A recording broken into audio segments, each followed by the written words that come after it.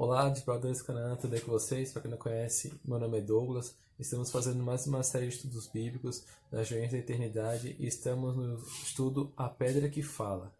E vamos até Antioquia, que fica ali na Síria, na parte do Oriente Médio, mais próximo do Oriente, ali um pouco mais abaixo, depois do leste europeu. E lá era conhecida como a Rainha do Oriente, essa cidade. E ela era muito luxuosa, tinha uma arquitetura grega, e ela era um grande centro comercial, porque muitas pessoas que iam para o Oriente paravam ali, como vice-versa. Era uma cidade com grande representatividade na época. E vamos agora decifrar o mapa. E vamos estudar qual pedra é essa que fala.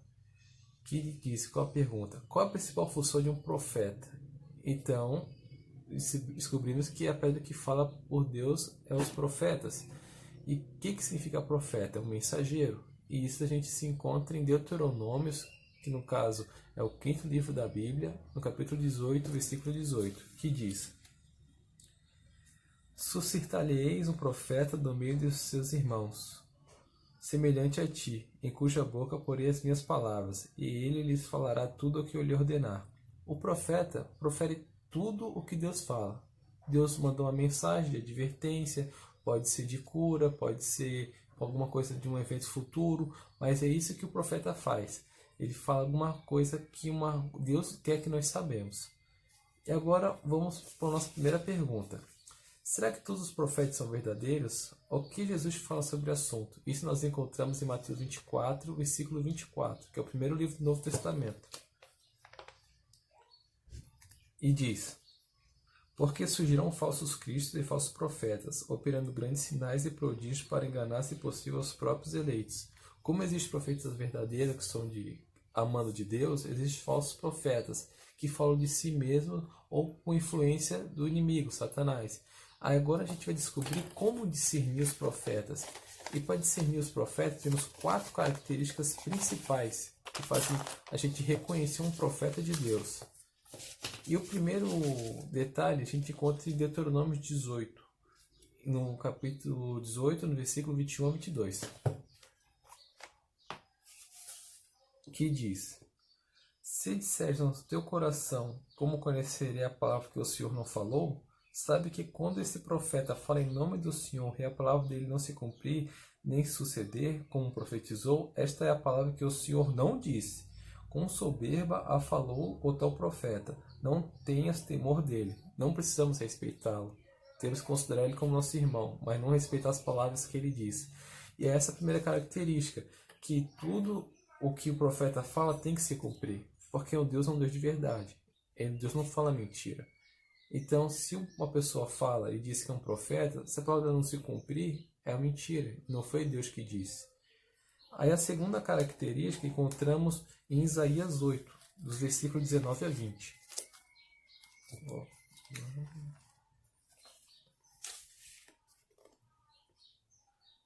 Quando vos disserem, consultai os necromantes e os adivinhos que chilreiam e murmuram, acaso não consultará o povo ao seu Deus? A favor dos vivos se consultarão os mortos? A lei e ao testemunho, se eles não falarem desta maneira, jamais verão a alva. Os profetas têm que falar sobre a palavra de Deus. Tudo que o profeta falar que for contrário à palavra de Deus, não vem de Deus, porque Deus não se contradiz. Deus é uma verdade, verdade é única. Então essa é uma característica do profeta, fala coisas verdadeiras, coisas que estão na palavra de Deus, nada diferente disso. O nosso próximo característica está em Daniel 10, capítulo 10, versículo 7 a 10. Vamos ler? Daniel 10, versículos 7 a 10. Sou eu, Daniel, tive aquela visão. Os homens que estavam comigo nada viram. Não obstante, caiu sobre eles grande temor, e fugiram e se esconderam. Fiquei, pois, eu só, e contemplei esta grande visão, e não restou força em mim. O meu rosto mudou de cor e se desfigurou, e não retive força alguma. Contudo, ouvi a voz dessas palavras e, ouvindo-a, caí sem sentidos, rosto em terra. Quando temos uma visão, ou Deus fala conosco, nós perdemos nossas forças. Porque sem Deus não temos forças. Só Deus nos capacita. E quando a gente se dirige a Deus, nós vemos a sua glória, Nós não conseguimos ficar ali em pé diante de Deus, porque nós não somos Deus. Nós somos uma criatura e Ele é nosso Criador. Por isso que ficamos assim um pouco mais fracos, debilitados, porque quando vemos a glória do Pai, nós o glorificamos e ajoelhamos. E é isso que acontece quando uma pessoa tem uma visão, ela se sente mais fraca, mais debilitada. E isso é uma característica de um profeta verdadeiro. A próxima característica encontramos em Mateus 7, dos versículos 15 a 23, que diz: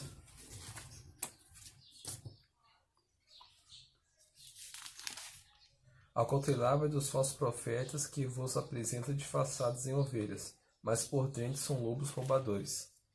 Pelos seus frutos os conhecereis. Colhem-se porventura uvas dos espinheiros ou figos dos abrolhos? Assim toda árvore boa produz bons frutos, porém a árvore má produz frutos maus. Nada pode a árvore boa produzir frutos bons, nem a árvore má produzir frutos bons. Nada pode a árvore boa produzir frutos maus, nem a árvore má produzir frutos bons. Toda árvore que não produz bom fruto é cortada e lançada ao fogo. Assim, pois, pelos seus frutos conhecereis. Nem tudo que me diz Senhor, Senhor entrará no reino dos céus, mas aquele que faz a vontade de meu Pai que está nos céus. Muitos naquele dia hão de dizer-me: Senhor, Senhor, porventura, não temos nós profetizado em teu nome, e em teu nome nós expelimos demônios, e em teu nome nós fizemos muitos milagres? Então lhes direi explicitamente: Nunca vos conheci. Apartai-vos de mim os que praticais iniquidade. Uma característica do verdadeiro profeta é o quê? Sigam a palavra de Deus. Não só por boca, mas por ação. Isso é uma característica. Não adianta tu fazer tudo por vontade própria para se parecer para as outras pessoas, para dizer que você segue a Deus ou que você é fiel a Deus. Você tem que seguir a Deus pelo coração, em verdade, porque Deus é a verdade. E nisso é uma característica do profeta verdadeiro, que é fazer as coisas conforme a palavra e em verdade, e não para se engrandecer, porque nós não temos que se engrandecer nada nessa terra. A nossa vitória, a nossa glória é na terra que irá vir futuramente, quando Jesus retornar. Nessa terra nada vale. Tudo é só simplesmente obstáculo para tirar nossa atenção, que o inimigo coloca na nossa frente. Então preste atenção nisso.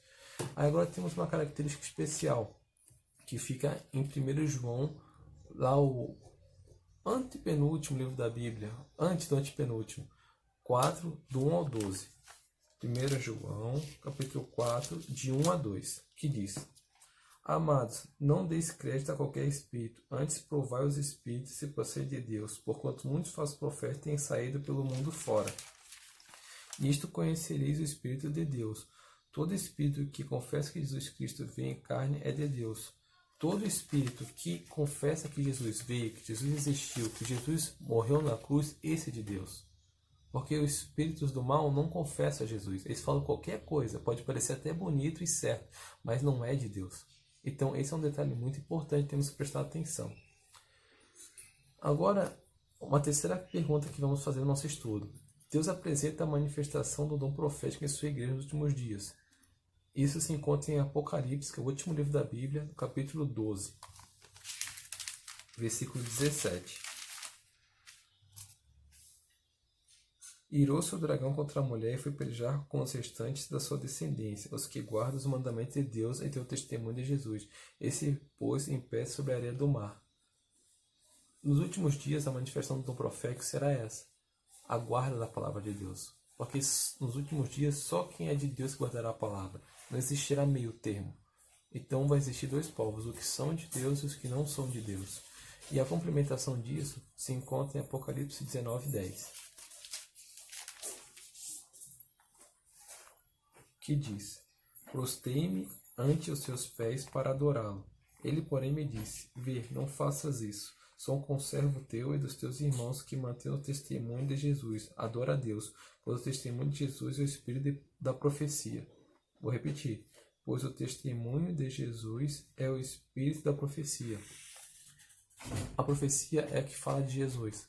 Teve profecias no passado que falavam da sua vinda, teve profecias que teve pouco depois que falavam do como ele ia passar, o que ele ia sofrer, e teve profecias depois dele que falavam dos últimos dias, antes do retorno dele nessa terra. Isso é o espírito de profecia. Falar a verdade, pregar o evangelho e andar nos caminhos de Deus. E é isso que devemos fazer hoje. E agora tem um detalhe que é importante, que a Ellen White a gente considera uma profeta, por causa que todos esses 4 itens ela viveu. Ela só falou de Deus, ela não falou de si própria. Ela não quis se vangloriar com todos os dons que Deus deu a ela. E por isso consideramos Ellen White como uma profetisa, por causa que ela temia a Deus. Quando ela tinha visões, ela se sentia mais fraca, não respirava na visão, que isso é uma das características quando uma pessoa tem uma visão, que estamos aqui na Bíblia, que estudamos hoje. E tudo que ela falava se concretizou e se concretiza e não se contradiz com a Bíblia. Agora vocês lembram aquela parte agora da especialidade de rochas e minerais? Temos agora que enviar para o capelão a seguinte resposta da pergunta.